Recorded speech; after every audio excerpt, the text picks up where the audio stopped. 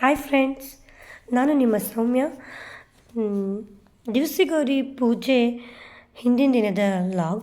ಇದೆಲ್ಲ ಮನೆಯೆಲ್ಲ full clean ಮಾಡಿಕೊಂಡು ಎಲ್ಲ ಚೆನ್ನಾಗಿ ಮಾಡ್ಕೊಂಡಾದ ತಕ್ಷಣ ಅದಕ್ಕೆ ಹಿಂದಿನ ದಿನವೇ ನಾನು ಏನೇನು ಬೇಕು ಅಂತ ಎಲ್ಲ ಜೋಡಿಸ್ಕೊಂಡು ಬಿಟ್ಟಿದ್ದೆ. ಅಷ್ಟು ಚೆನ್ನಾಗಿ ಪೂಜೆ ಆಗುತ್ತೆ ಹಿಂದಿನ ದಿನ ಜೋಡಿಸ್ಕೊಂಡ್ಬಿಟ್ರೆ. ಇದು ನಮ್ಮ ಮನೆಯ ದಿವಸಗೌರಿಯ ಪೂಜೆ. ಒவ்வೊರು ಮನೇಲಿ ಒಂದೊಂದು ಥರ ಇರುತ್ತೆ. ನಮ್ಮ ಪದ್ಧತಿಗಳೇನಿರುತ್ತೋ ಆ ಥರ ಪೂಜೆ ಮಾಡ್ಕೋಬೇಕು. ಅದಾದ ಚೆನ್ನಾಗಿ ಪೂಜೆ ಆದ ತಕ್ಷಣವೇ ನಮಗೆ ಒಂದು ದಾರ ಕಟ್ಕೊಳ್ಳೋದಿರುತ್ತೆ. ದಿವಸಗೌರಿದಂದರೆ 9 ದಿನದ 9 ಎಳೆ ಅಂತ ಹೇಳ್ತಾರೆ.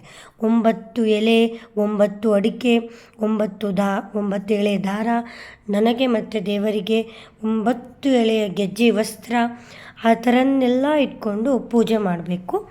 ಎಲ್ಲ ಹಿಂದಿನ ದಿವಸನೇ ಕ್ಲೀನಿಂಗ್ ಮಾಡಿಕೊಂಡು ಅದೆಲ್ಲ ಮಾಡಿಕೊಂಡು ಪೂಜೆ ಮಾಡಿ, ಇದು ನಮ್ಮನೆ ಓವರಾಲ್ ನಮ್ಮ ಮನೆಯ ಪೂಜೆ ಹೀಗಿತ್ತು. Okay friends, thank you.